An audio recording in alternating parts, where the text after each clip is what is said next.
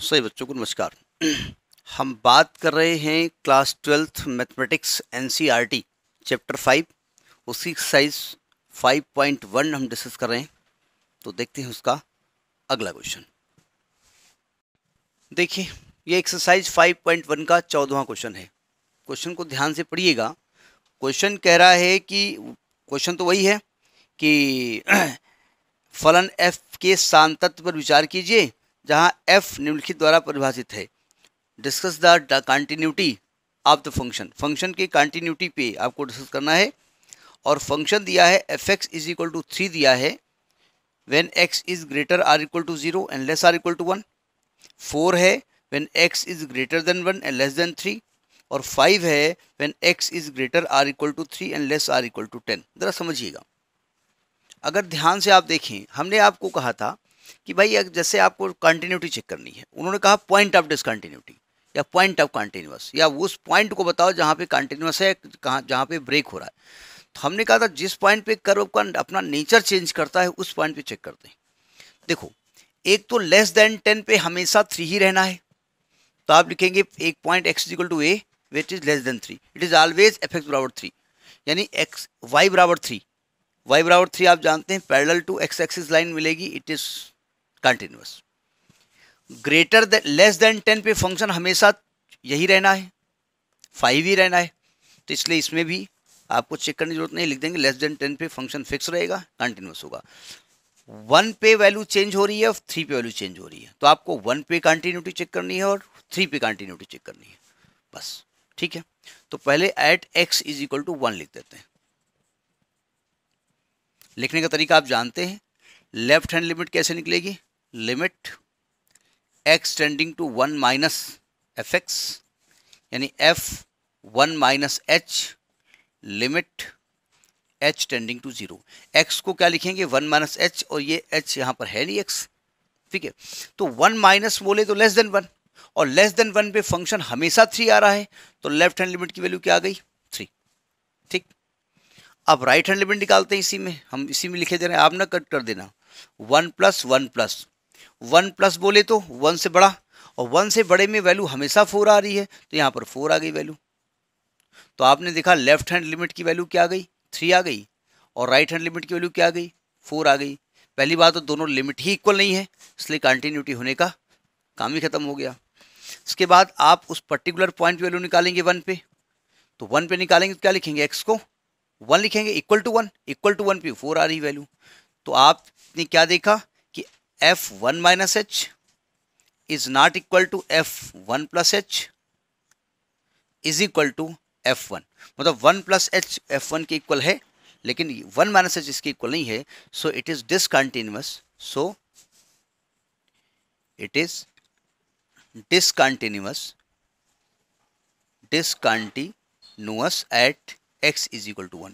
अतः यह x = 1 पर असतत है, असतत है, यानी सतत ये नहीं है। तो ये 1 पे चेक कर लिया, समझ में आ गई बात। अब 3 पे चेक कर लेते हैं, हम इसी में ओवर राइटिंग में कर रहा हूँ। 3 पे चेक करेंगे राइट हैंड लिमिट, तो यहाँ 3+ लिखेंगे, यहाँ 3 + h लिखेंगे, और 3+ बोले तो 3 से बड़ा। जब 3 से बड़ा फंक्शन है तो वैल्यू 5 है, यानी राइट हैंड लिमिट हमेशा क्या आने वाली है 5। तो राइट हैंड लिमिट इसमें क्या आ रही है 5। समझ में आ गई बात। अब जब लेफ्ट हैंड लिमिट निकालेंगे इसकी, तो 3- लिखेंगे, यहाँ भी 3- लिखेंगे, और 3- बोले तो 3 से छोटा, और 3 से छोटे में फंक्शन हमेशा 4 है, तो लेफ्ट हैंड लिमिट की वैल्यू 4 आ रही है। तो पहली बात तो लेफ्ट हैंड लिमिट ही राइट हैंड लिमिट के इक्वल नहीं है, तो फंक्शन भयंकर रूप से डिसकंटिन्यूअस है। लेकिन उस पर्टिकुलर पॉइंट पे जो वैल्यू निकालेंगे f1 f3 पे निकालेंगे, तो 3 के इक्वल में फंक्शन की वैल्यू क्या आ रही है इक्वल पे 5 आ रही है। तो आपने क्या देखा कि f(1 - h) f(1 + h) के इक्वल नहीं है, लेकिन f1 के इक्वल है, सॉरी 3 लिखेंगे। f(3 - h) is not equal to f(3 + h) equal to f3, so it is discontinuous at 3। अतः यह x = 3 पर डिसकंटिन्यूअस है। समझ में आ गई बात। ये question number 14th of NCERT. Okay, देखिए ये क्वेश्चन नंबर 15th है एनसीईआरटी का, और आर डी शर्मा की मैथमेटिक्स एक्सरसाइज 8.2 के तीसरे क्वेश्चन का 11th पार्ट है।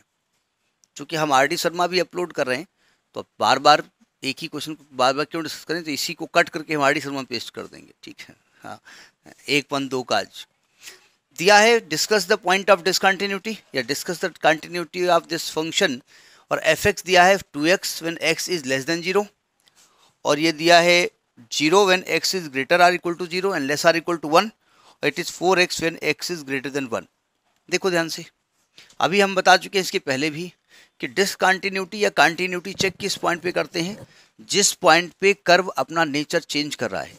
देखो ग्रेटर लेस देन 0 पे चेंज हो रहा है, 1 पे चेंज हो रहा है, ठीक है। लेस देन 0 पे कोई भी पॉइंट लेंगे, अगर आप a लेते हैं लेस देन 0, मतलब लेस देन 0 बोले तो -1 -2 कुछ भी लेते हैं, वो फंक्शन हमेशा 2x रहेगा जो कि कंटिन्यूस है। अगर ग्रेटर देन 1 लेते हैं कोई पॉइंट a, ग्रेटर देन 1 बोले तो वो 2 3 4 कुछ भी हो सकता है, तो उस पर हमेशा 4x रहेगा, यानी कर्व चेंज अपना नेचर नहीं कर रहा है। तो यहाँ पर तो कंटिन्यूस होना ही होना है, तो आप केवल 0 पे चेक करिए और 1 पे चेक करिए, ठीक है। नहीं, लेकिन लिखना पड़ेगा आपको, अगर एग्जामिनर चाहे तो इस पॉइंट पे नंबर काट सकता है कि आपसे कहा गया पॉइंट आपको डिसकंटिन्यूटी के पॉइंट चेक करने हैं, तो आपने लेस देन 0 पे भाई -1 -2 पे तो चेक ही नहीं किया, तो आप a मान करके लिखेंगे कि एक पॉलिनोमियल है, लीनियर, एक घात का एक रैखिक बहुपद है, अतः यह कंटिन्यूस होगा, ये सतत होगा, ठीक है। अब at x is equal to 0 check करने जा रहे हैं। लिखने का तरीका आप जानते हैं, लेफ्ट हैंड लिमिट निकालेंगे। कैसे लिखेंगे आप, limit x tending to 0 minus fx, यानी x को क्या लिखेंगे 0 माइनस h लिखेंगे, h is very small, limit h tending to 0। x को जब 0 माइनस h लिखना है तो कहाँ लिखना है, जहाँ फंक्शन 0 से छोटा हो। यहाँ 0 छोटा है तो यहाँ लिखेंगे आप, तो लिखेंगे limit h tending to 0 to 0 minus h। जब आप h को रखेंगे 0 तो लेफ्ट हैंड लिमिट की वैल्यू 0 आ गई, नहीं लेफ्ट हैंड लिमिट की वैल्यू क्या आ गई 0, ठीक है। अब आप राइट हैंड लिमिट निकालेंगे, यही लिखे दे रहे हैं, right hand limit 0 plus 0 plus 0 plus बोले तो ग्रेटर देन 0, और ग्रेटर देन 0 पे फंक्शन हमेशा 0 आ रहा है, तो यहाँ तो डायरेक्ट वैल्यू 0 ही दी हुई है, तो राइट हैंड लिमिट की वैल्यू क्या आ गई 0, डायरेक्ट 0 आ गई, यानी यही वैल्यू किसकी आ गई, राइट हैंड लिमिट की आ गई। और जब उस पर्टिकुलर पॉइंट पे निकालेंगे x को डायरेक्ट रखेंगे 0, तो ऑलरेडी 0 आने वाला है, तो आप क्या लिखेंगे एज, चूंकि f0 minus h is equal to f0 plus h is equal to f0, so function is ये fn लिख दिया है, continuous NUOUS at x is equal to 0, अतः function x is equal to 0 पर सतत है, ठीक है। तो ये आपका हमने किस पे चेक किया, 0 पे चेक किया। अब 1 पे भी नेचर चेंज हो रहा है, लेस देन 1 पे फंक्शन 0 है, ग्रेटर देन 1 पे कुछ और है, तो ये भी चेक कर लेते हैं कि आखिर ये कंटिन्यूअस है कि नहीं है, तो 1 पे भी चेक करो।